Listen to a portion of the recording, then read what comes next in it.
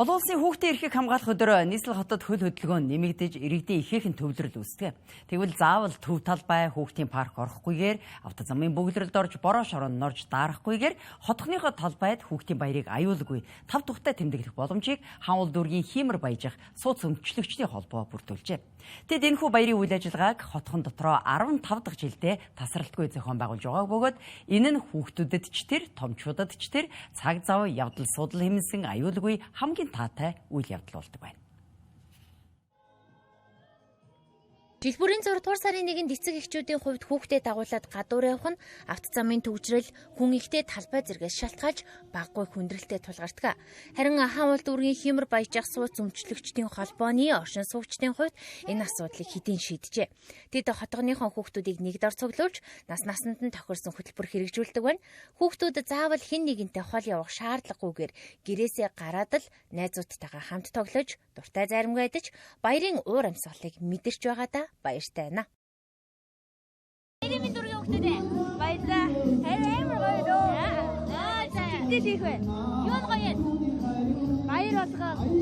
Дэрчиг баяр хүүхдээ. Баяр нөөний хурц хоорондын харилцаалгач амар гоё болж байгаа. Тэгээд томорсон гэдэг ингээд хүүхдийн юунаас даагүй ингээд гоё байрныхаа дүүнэр мөнөстэй ийм хөл ажиллагаанд орчихсан айгүй гоё гэдэг. Юу нь гоё гэдэг? Тэмдэг өгөх. Юу нь гоё гэдэг? Бэлэг өгөх. Бэлэг авах юм уу? Хоёр энэ сарныг хинд өгөх гэж байгаа? Ээж. Манай сохин дараа нагаад ээжтэй хайртайсаггүй намайг энэ цэцгийг өгөөрэй гэсэн. За.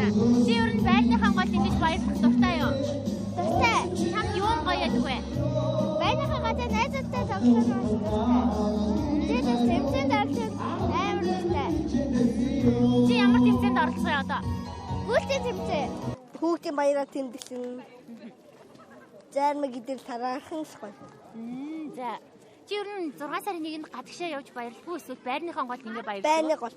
Манай ээж гадаад идэг манай эмээ нэг ажил өглөө гараалаа орой ороод ирдэг болохоор гэртээ сууж ирснаас байрныхан гадаа найзуудтайгаа хамт байж идэг болохоор тэрний лөөж хүүхдийн баяр энэ нэлээ жохлоо ирээдэг. Одоо жил болгон хүүхдийн баяр болохоор гадагшаа явах юм шиг баг байрныхаа хүүхдийнхээ баярыг хүлээд нь штэ бид нар. Маш гоё таатай. Ер нь өнөөдөр ингээ гадаа бороотой төгжрөлтэй байна тий. Тэгэхээр заавал гадагшаа явахгүй эндээ тэмдэж байгаа нь давуу талтай юу? Тэгэлгүй яах вэ?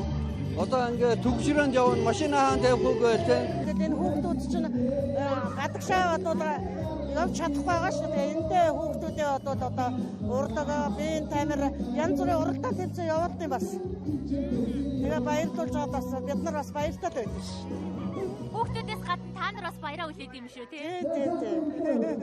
Бас хөгшчүүдээ бас баярлуулнаа бас давхар. Хаан улс дүүргийн 20 дугаар хороонд байрлах Хиймэр баяжих сөөхөн 15 дахь жилдээ оршин суугч хүүхдүүдэд баярлуулж байна. Ингэхдээ жил бүр зөвхөн сууц өмчлөгчдийн холбооны хуримтлал болон тухайн сууц өмчлөгчдийн холбооны дарга нь өөрийн чадамжаар санхүүгөө зохицуулж нэгч хүүхэд үлдээлгүйгээр бэлэг өгч заншжээ. Харин энэ жил анх удаа тойргоо сонгогдсон улсын хурлын гишүүд болон иргэдийн төлөөлөгч нарт хамтран ажиллах дэмжлэг хүссэн ч ердөө 2 хүн хариу барьсан байна.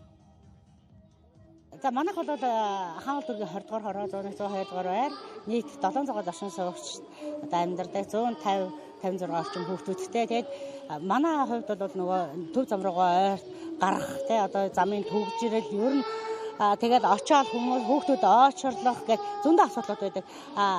Тийм асуудлыг бол бид нар өөрсдөө энэ чинээ хөнгөвчлөө бараг 15-6 жил хүүхдийн баяраа тогтмол тэмдэглээ сурсан.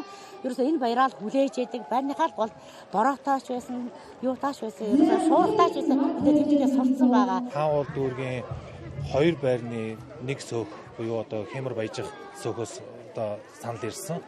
Ганцаараа би ирсэндээ одоо гайхаж байна. Тэгээ нийслэл иргэдийн урдын төлөөлөгч яг сонгуульд өгөхөд ирэхээр л одоо ард иргэдээ наваа сонгороо гэдэг бол яг хүүхдүүд саналаа өгдөг учраас манай зарим ус төрчдөд тоодгүй юм шиг байгаа. Хамгийн баяртайгаар хүлээж авсан. Хүүхэд баярлуулах бол хамгийн аз жаргалтай юм сайхан байдаг. Тэгээд өнөөдрийн арга хэмжээ бол сайхан. Нийслэлийн хэмжээнд тулгамдж буй замын төвчрэл төвлөрлийг сааруулахад орон сууцны хотгон сууц өмчлөгчдийн холбоодууд ч мөн хүүхдэд ээлтэй орчин бүрдүүлж баярын өдрүүдээр хотгон дотроо сонирхолтой арга хэмжээ зохион байгуулж хэвшихийг эцэг эхчүүд уриалж байсан юм а.